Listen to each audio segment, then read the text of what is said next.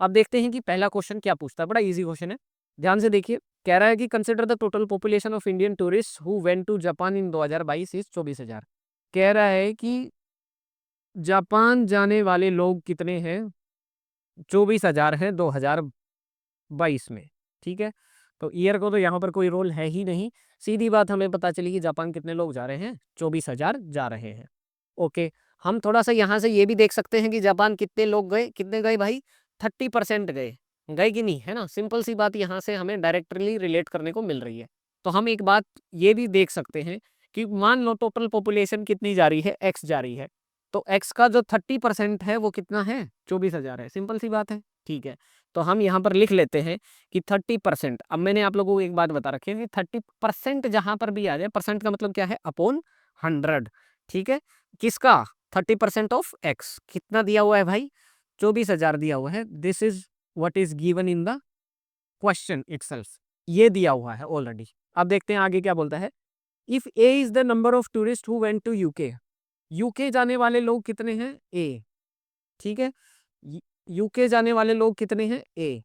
और बी बता रहा है क्या, B is the number of tourist who were below 50 years old.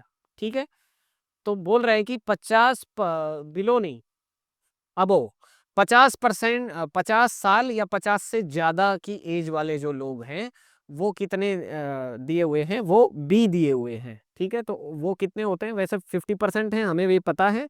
तो हम यहाँ पर लिख लेते हैं कि 50 या 50 से ज्यादा की उम्र वाले लोग कितने गए हैं, बी गए हैं। ठीक है, तो फिलहाल ये बातें हो गई, हमें ये ए और बी की वैल्यू कैलकुलेट करके एग्जाम में बतानी थी। चार ऑप्शन जो हमारे पास में दिए हुए हैं ऑप्शन के रूप में, वो दिया हुआ है 5,000, 6,000, 7,000 और 8,000 फॉर फर्स्ट थिंग, यानी कि ए के लिए। और बी की वैल्यूज में हमें दिया गया है 25, 30, 35 और 40। ठीक है, तो 25, 30, 35 और 40 ये ऑप्शन हमें दिए गए हैं। सो क्वेश्चन सबको समझ में आ गया, ए और बी की वैल्यू बतानी है। अब एक बात यहाँ से देखिए कि हम टोटल नंबर ऑफ टूरिस्ट निकाल सकते हैं, यानी कि एक्स निकाल सकते हैं। तो देखिए ये 100 उधर जा करके क्या हो जाएगा भैया, मल्टीप्लाई में हो जाएगा। और ये 30 उधर जा करके क्या हो जाएगा, डिवाइड में हो जाएगा कि नहीं, इतनी बात तो सबको आती है।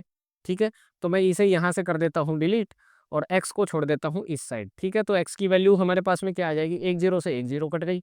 और अब जो है 3 से इसको हम काट लेते हैं, तो 3 आठे 24, यानी कि 8,000 ये हो गया, एक जीरो यहाँ से आ गई, टोटल कितना हो गया, 80,000, यानी कि 80,000 टूरिस्ट हैं जो बाहर गए हैं 2022 में। ओके, अब हमें निकालना है यूके में कितने गए, यही पूछा गया है। ठीक है, तो यूके में कितने गए भाई, 10% गए।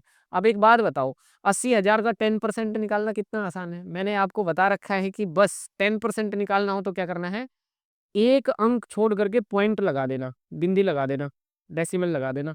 लो भैया लगा दिया, तो यहाँ 80,000 का 10% कितना हो गया, 8,000, यानी कि 8,000 लोग हैं जो कहाँ गए, यूके में गए।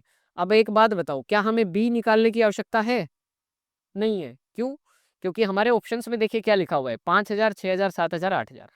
तो 8,000 वाला ऑप्शन हमारा, जो ऑप्शन नंबर 4 है, वो करेक्ट हो गया है। हमें 40,000 यानी कि बी पोर्शन निकालने की भी आवश्यकता नहीं पड़ी, हमारा टाइम बच गया। तो एग्जाम में ऐसे स्मार्टली करना है, आपको सेकंड खोल के ही नहीं देखना है।